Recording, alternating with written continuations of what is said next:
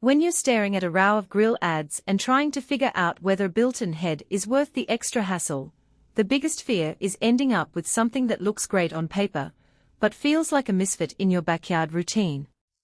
I've spent the last few weeks walking through a couple of outdoor kitchen showrooms, reading the forum threads where owners compare stainless steel burners to brass, and listening to a handful of seasoned grillers talk about the difference between a nice hotspot and a reliable sear.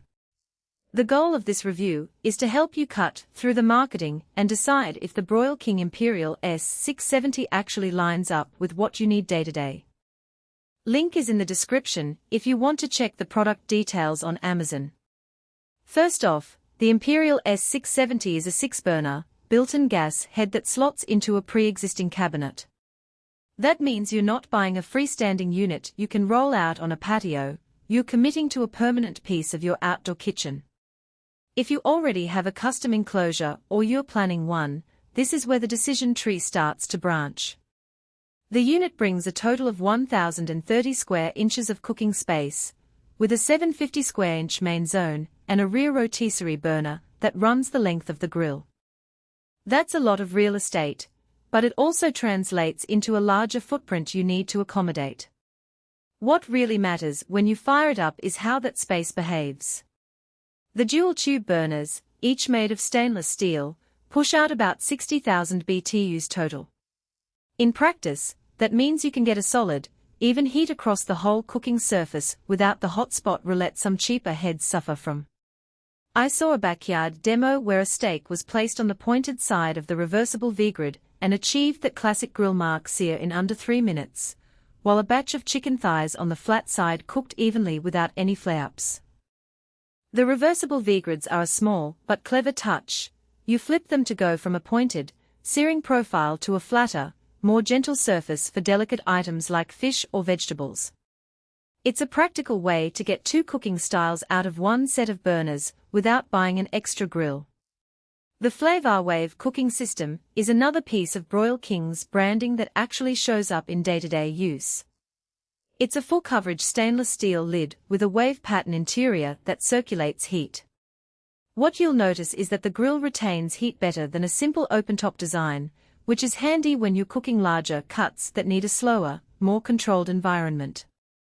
During a test run with a pork shoulder, the grill held a steady 250 F after the initial sear, allowing the meat to finish cooking without constantly adjusting the burners. For anyone who likes the low and slow approach, that heat retention is a genuine convenience. Now, let's talk about the rotisserie. The rear burner is dedicated to turning a spit, and because it runs the length of the grill, you can accommodate a fairly large bird or a full roast. The real advantage is that the rotisserie sits behind the main cooking zone, so the drippings can fall onto a drip tray without contaminating the direct heat area. In a real-world scenario, I saw a family roast a whole turkey on the rotisserie while simultaneously grilling corn on the cob on the main burners. The turkey turned evenly, the skin got crispy, and the corn stayed juicy because it was protected from the rotisserie's indirect heat. That kind of multitasking is where the Imperial S670 starts to justify its price tag.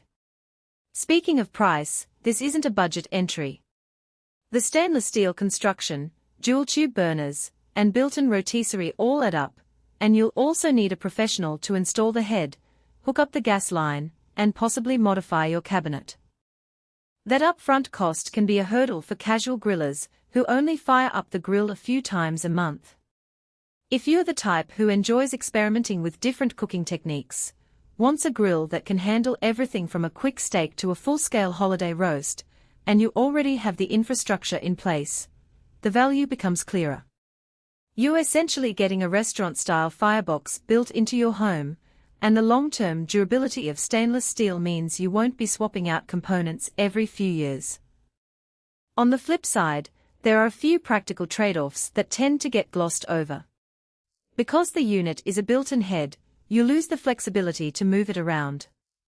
If you're renting or you live in a space where the patio layout might change, that rigidity could become a pain point. The grill also lacks side burners or a dedicated warming station, so you'll need to plan your workflow around the main cooking area.